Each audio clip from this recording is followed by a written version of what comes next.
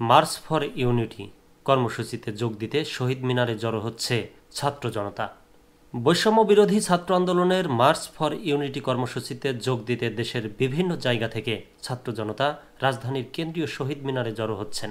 আজ মঙ্গলবার ভোর থেকে তারা শহীদ মিনারের দিকে যাওয়া শুরু করেন। জাতীয় নাগরিক কমিটির সদস্য ও মার্চ ফর ইউনিটি এর সমাবেশের সংগঠক মোল্লা ফারুক এহসান প্রথম আলোকে বলেন, আজ একটা সফল সমাবেশ হবে, মানুষের যথেষ্ট আগ্রহ আছে। দুপুর পর্যন্ত প্রায় 1000 বাস ঢাকায় এসেছে বলেন তিনি। বাসগুলো পুরাতন বাণিজ্য মেলায় রাখা হয়েছে বলে জানান।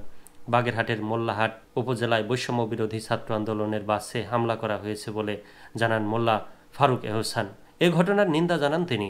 ঢাকা বিশ্ববিদ্যালয়ের কেন্দ্রীয় খেলার মাঠেও বেশ কিছু বাস দেখা গেছে। সমাবেশ থেকে দ্রুত ঘোষণাপত্র জারি, দ্রুত সংস্কার কার্যক্রম, অপরাধীদের বিচার সহ নানা দাবি জানানো হয়েছে বলে জানানো হয়েছে। সমাবেশ সূত্রে জানা গেছে, শহীদ মিনারে আজ ভোর থেকে মঞ্চ তৈরির কাজ শুরু হয়। বিভিন্ন জেলার শিক্ষার্থীরা রাতে ঢাকার উদ্দেশ্যে রওনা দেন। বৈষম্য বিরোধী ছাত্র আন্দোলন ও জাতীয় নাগরিক কমিটির জুলাই বিপ্লবের ঘোষণাপত্র নিয়ে দুদিন ধরে দেশের রাজনৈতিক অঙ্গনে নানা আলোচনা চলে। গতকাল সোমবার রাত 1:45টার দিকে রাজধানীর বাংলা মোটরে নিজেদের কার্যালয়ে সংবাদ সম্মেলন করে বৈষম্য বিরোধী ছাত্র আন্দোলন জানায়, আজ বেলা 3টায় শহীদ মিনারে মার্চ ফর ইউনিটি কর্মসূচি পালন করা হবে। ঘোষণাপত্রের খসড়া বিভিন্ন রাজনৈতিক দলের কাছে আগেই পাঠানো হয়েছে বলে ওই সংবাদ সম্মেলনে বলা হয়।